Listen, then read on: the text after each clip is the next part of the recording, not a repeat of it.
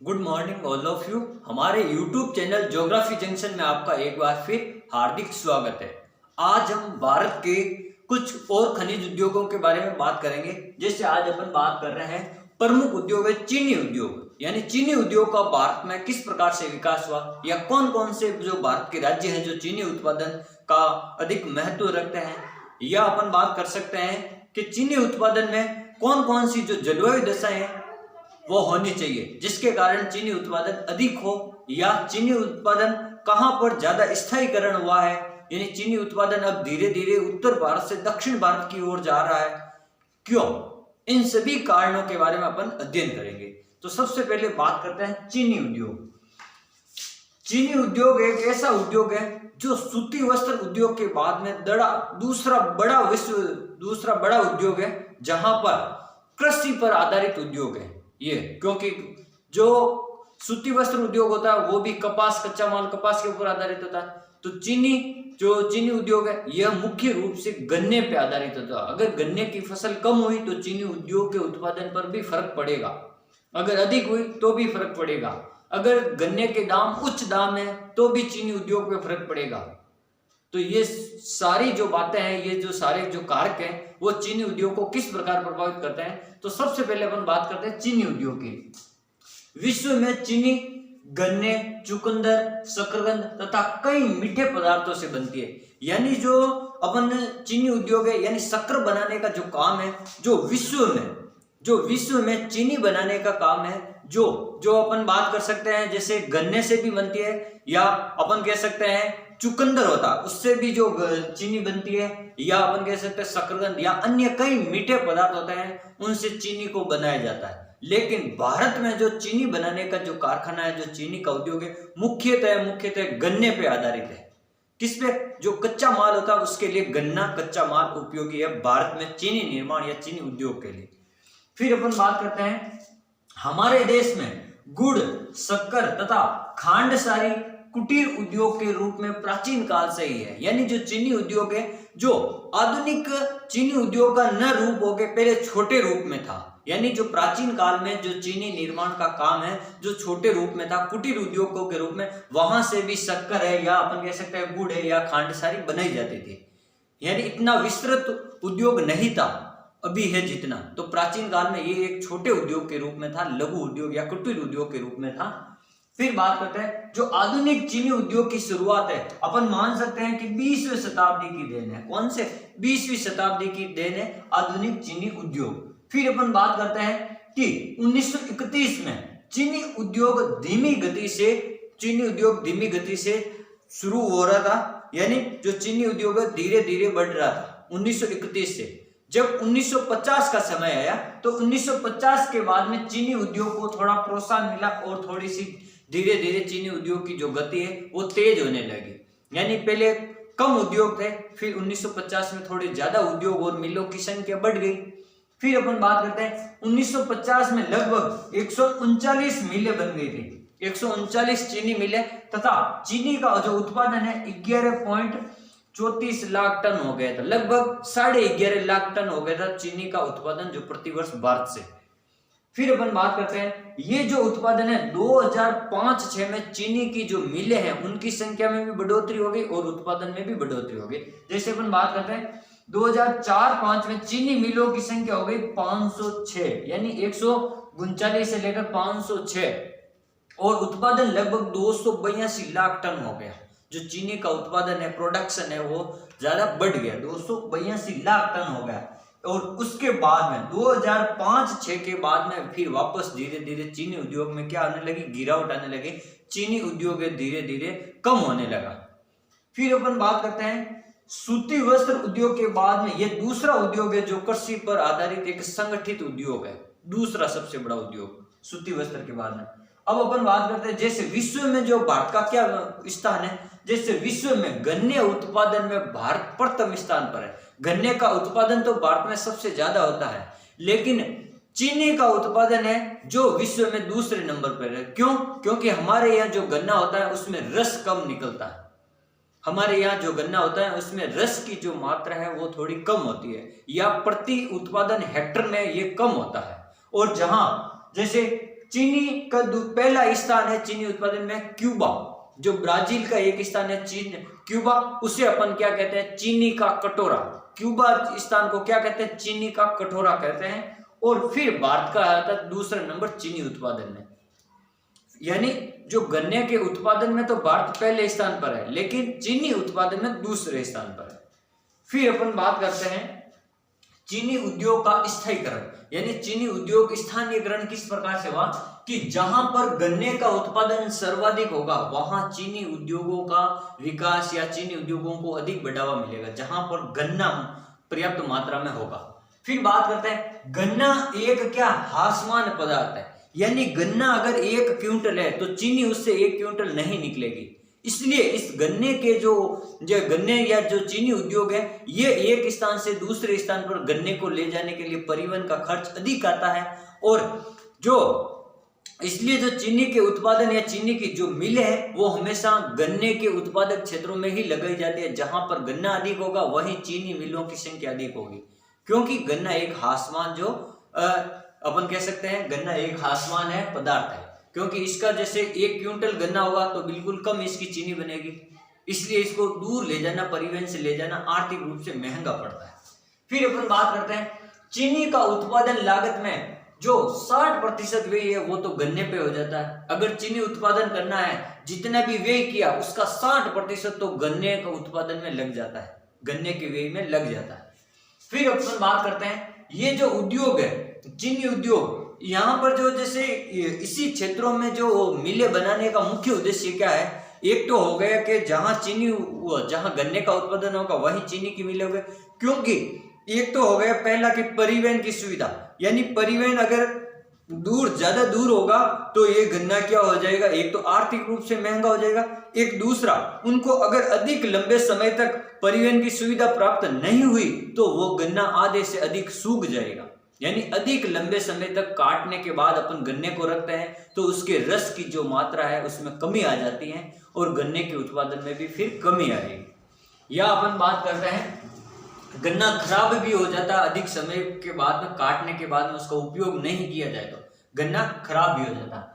फिर अपन बात करते हैं इसको अधिक दूर ले जाने पर अधिक व्यय की आवश्यकता होती है, इसलिए चीनी मिलों की जो उत्पादक है या चीनी मिलें हैं जो चीनी उत्पादक क्षेत्रों में ही होनी चाहिए। फिर अगली बात करते हैं गन्ने की खोई, यानी जो गन्ना होता है उसके उपयोग करने के बाद में जो कचरे जैसा अवशिष्ट पदार्थ होता है उसकी खोई का ईंधन के रूप में यानी जलाने के रूप में इसका उपयोग भी किया जाता है। जो गन्ने का जो बाद में वेस्टेज होता है, जो खराब पदार्थ होता है, जो बाद में अवशिष्ट के रूप में होता है, उसका उपयोग अपन खोई के रूप में करते हैं। फिर बात की जाए यह उद्योग कोयला व विद्युत स्रोत से मुक्त है, यानी इस उद्योग में चीनी उद्योग में जो कोयले व विद्युत स्रोत की कम आवश्यकता होती है, कोयला और विद्युत स्रोत की कम से कम आवश्यकता होती है। फिर अपन बात करते हैं चीनी उद्योग का स्थानांतरण दक्षिण भारत की ओर क्यों हो रहा है, इसके क्या कारण है कि जो चीनी उद्योग है उत्तर भारत से दक्षिण भारत की ओर हो रहा है इसका स्थानांतरण। तो 2-3 बातें आपको ध्यान रखनी है।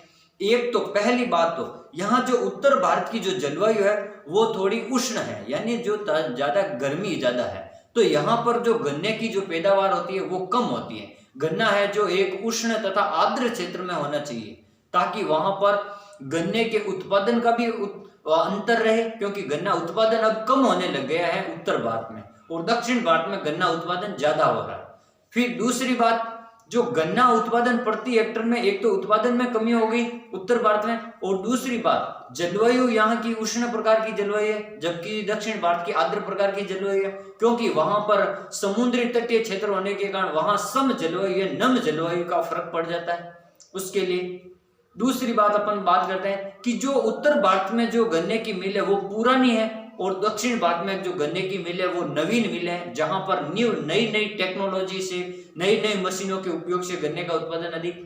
फिर उत्तर भारत में जो मशीनें हैं जो सहकारी क्षेत्र में मिलें कम है, दक्षिण भारत में सहकारी क्षेत्र में मिलें ज्यादा है, इसलिए उनके रख रखाव या उनके नियंत्रण का भी उन पर प्रभाव पड़ता है।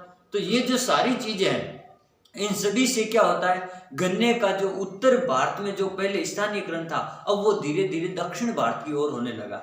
जैसे अपन बात करते हैं जैसे दक्षिण भारत के इसलिए हो रहा है क्योंकि वहां उष्ण कटिबंधीय जलवायु है। एक तो उत्तर भारत में उष्ण कटिबंधीय जलवायु, ज्यादा गर्म जलवायु है, इसलिए गन्ना ज्यादा उत्पादन कम हो रहा है। फिर यहाँ जो उत्तर भारत में जो गन्ना है वो थोड़ा आकार में छोटा होता है, बल्कि दक्षिण भारत में जो गन्ना होता है वो थोड़ा आकार में मोटा होगा और अधिक रस वाला होगा। उत्तर भारत की तुलना में दक्षिण भारत का गन्ने का उत्पादन है वो अधिक रस वाला होगा, ताकि उससे चीनी का प्रोडक्शन या चीनी उद्योग अधिक से अधिक हो, चीनी का उत्पादन।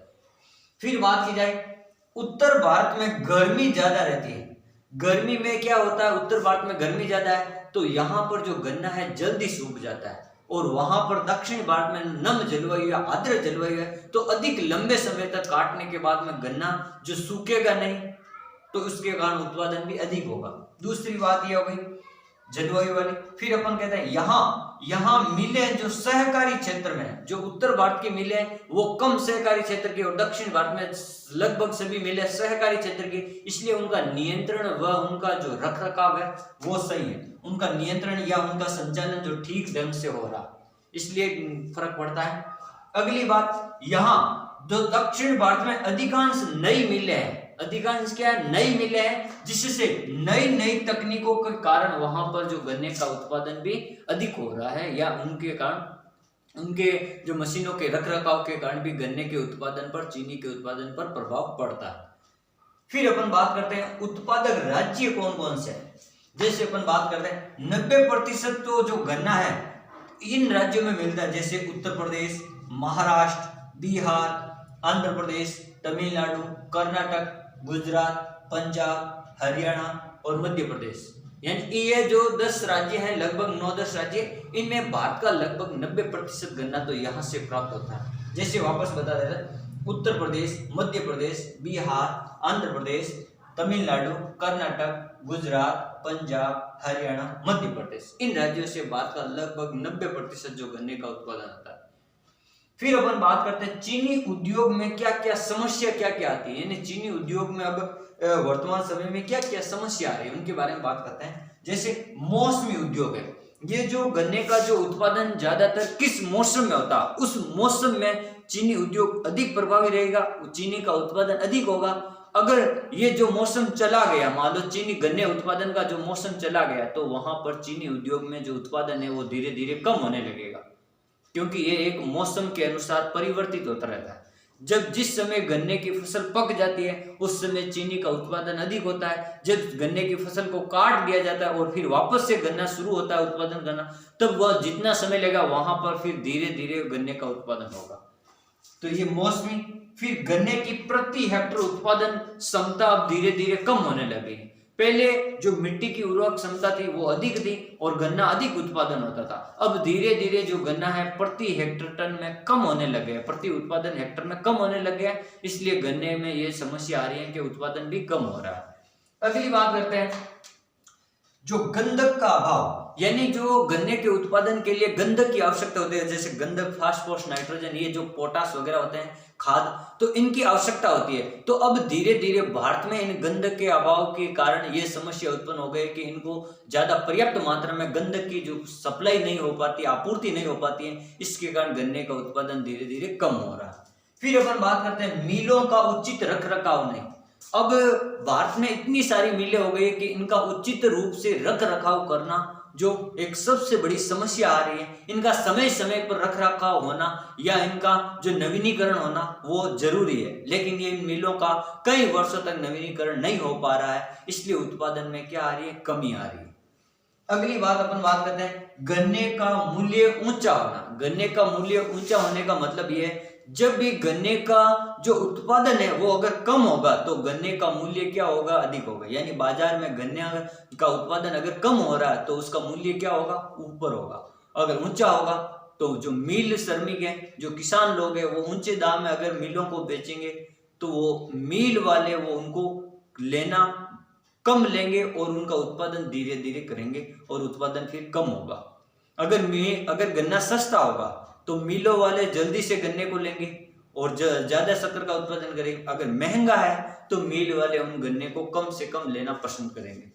फिर अपन बात करते हैं मिलों का आकार, पुरानी मशीन, नियंत्रण का अभाव। यानी जो मिलों का आकार, पहले जो मिलों की संख्या कम थी तो उनका जो रखरखाव है समय समय पर होता था। अब मिलों की संख्या बढ़ गई है, मिलों का आकार अधिक बड़ा हो गया है, तो अब धीरे धीरे उनका उत्पादन या अपन उनको कह सकते हैं उनका रखरखाव है, उनका जो नवीनीकरण है या उनका अन्य मशीनों के संबंधित जो समस्या आती है वो उनके कारण क्या है, जो हमेशा उत्पादन क्या हो रहा है, गन्ने का अब धीरे धीरे कम हो रहा है। तो अगर सीमित संसाधन होते हैं तो अपन उनका उपयोग सही करते हैं, अगर ज्यादा संसाधन होंगे तो अब अपन उनका उपयोग अंधाधुंध करते हैं। ये एक मुख्य कारण है गन्ने उपयोग या गन्ने उत्पादन के साथ में भी। जो गन्ना उत्पादन अगर कम होगा तो चीनी का उत्पादन कम होगा, अगर अधिक होगा जिस मौसम में गन्ना तो उस समय चीनी का उत्पादन भी अधिक होगा। इसलिए अपन कहते हैं कि गन्ने का जो उद्योग है मौसमी उद्योग है, जो मौसम के अनुसार इस पर भी प्रभाव पड़ता है। थैंक यू, धन्यवाद।